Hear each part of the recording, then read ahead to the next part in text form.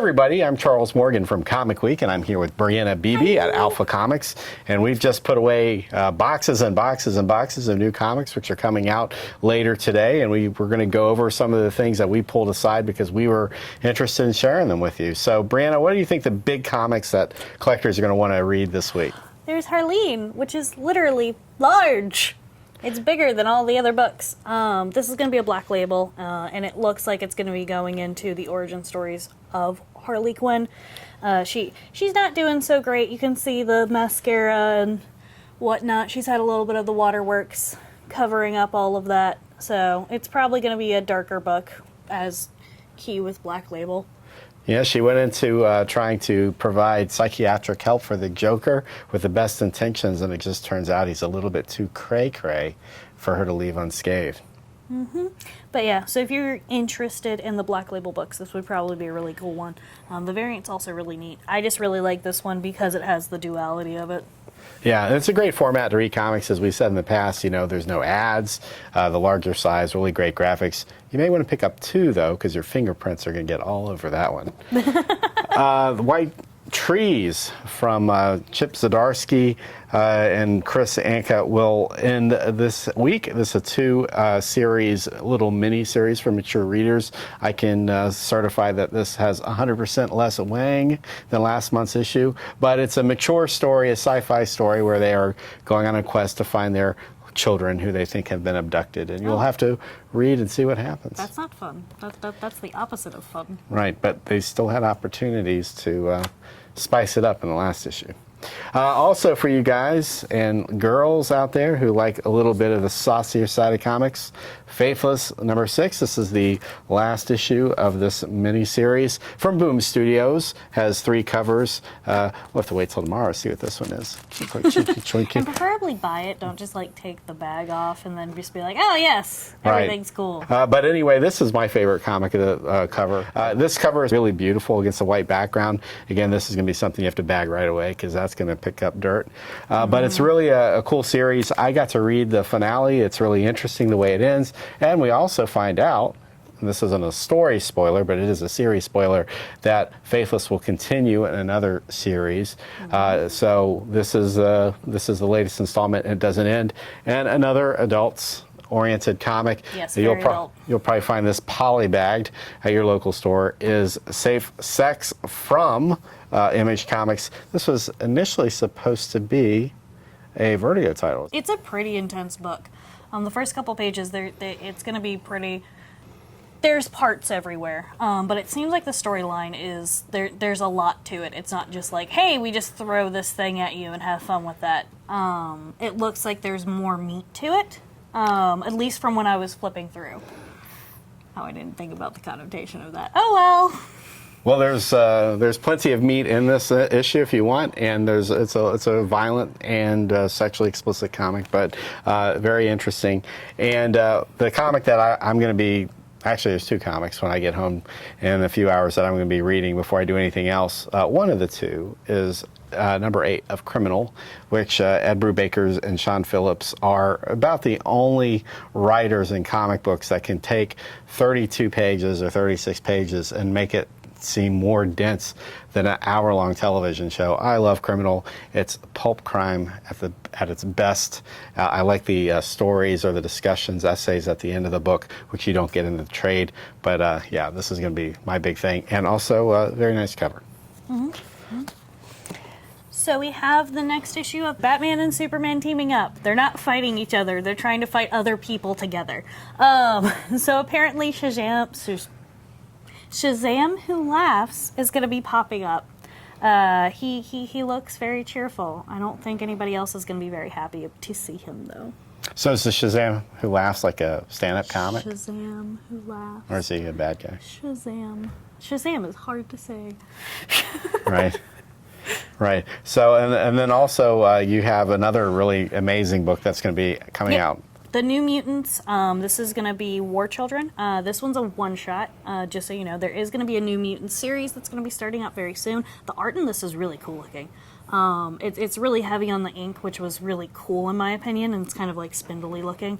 But I was having fun flipping through it. It's probably going to be one I pick up. And of course, this is the creative team behind the original New Mutants series. When Bill Sienkiewicz got on board with New Mutants in issue 18, it completely changed the way comics were drawn.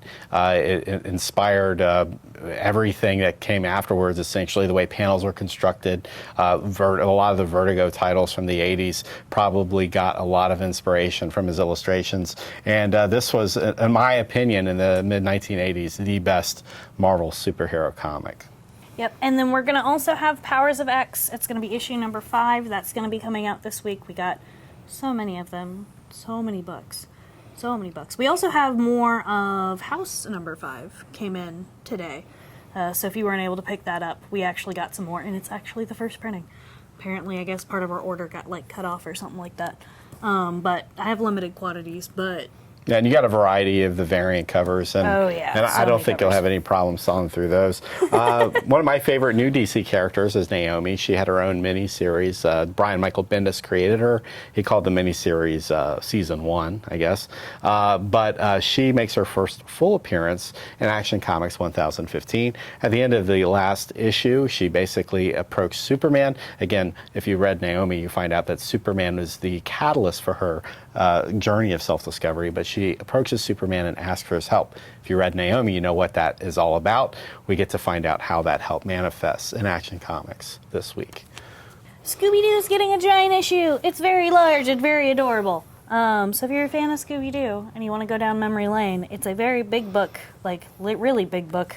It also has lovely toys you can buy on the back. So even if it's not for you or like a shorter individual, it could be a lot of fun to have this kind of extra fancy giant size style book. I really like the giant sizes and how they're going to be hauling back to older giant sizes. And again, if you're a big comic book collector or somebody really into the culture, it's a great idea every so often, or even every week if you can, to put that $4 into a young adult or a young child book and give it to a fan or a kid you know in your life, because you need that next generation of collector to come on board, so that when it's time to sell your collection, you'll have somebody there who might be interested. And I mean, some of the most discerning comic book readers I've met are 6-year-olds. Very particular, very focused on particular characters, and are very diehard fans of those particular characters. Yeah, absolutely. And there's an Amazing Carnage tie-in this week. There's actually 2 of them, or Absolute Carnage, I mean.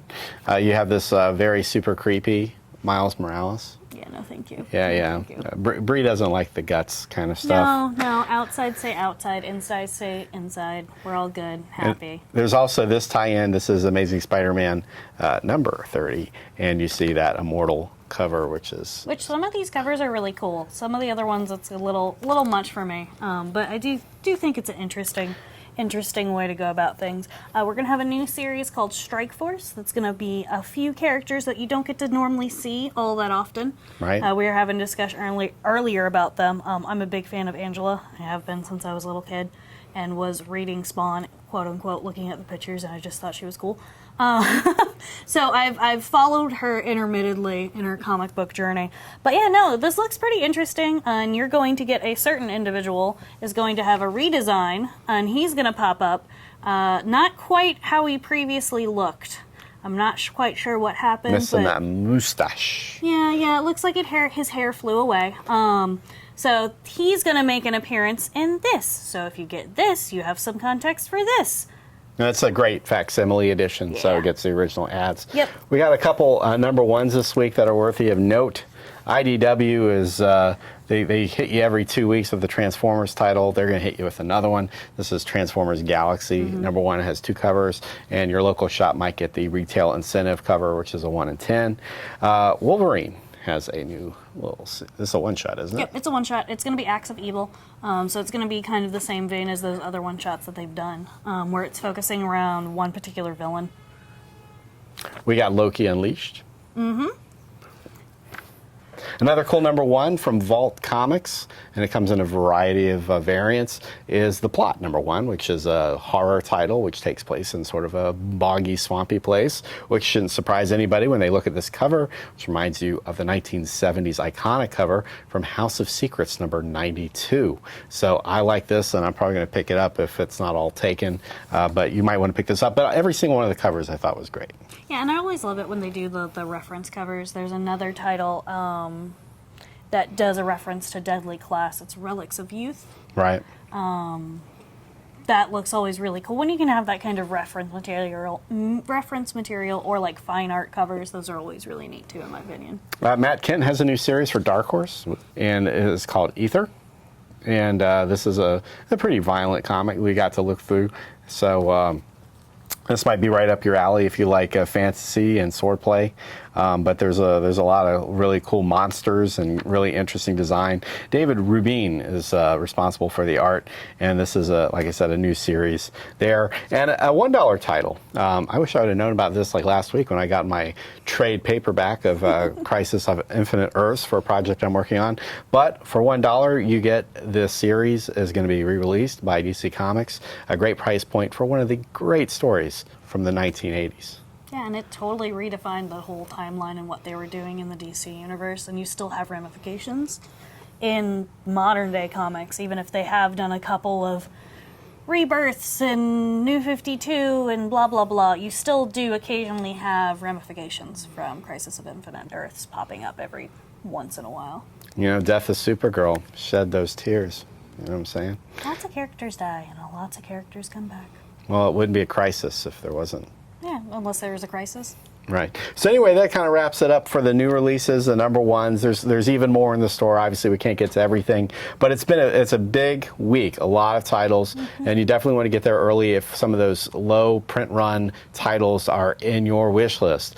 Before we go, this week we just posted a podcast, our second podcast, with high-level creator Rob Sheridan. He's also the former art director of 9 Inch Nails. So we spoke with him for about 45 minutes. We talked about the state of comics, the way the comic industry could learn from the collapse of the music industry as far as distribution is concerned. We talked about superhero comics of the 90s and why they're not better than comics of today.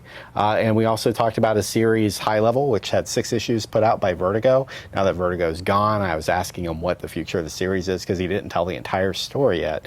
So you get to find out all this information and more, and you get to see pretty much from a creator's point of view what's going on in the comic book industry. It's always fun to do it.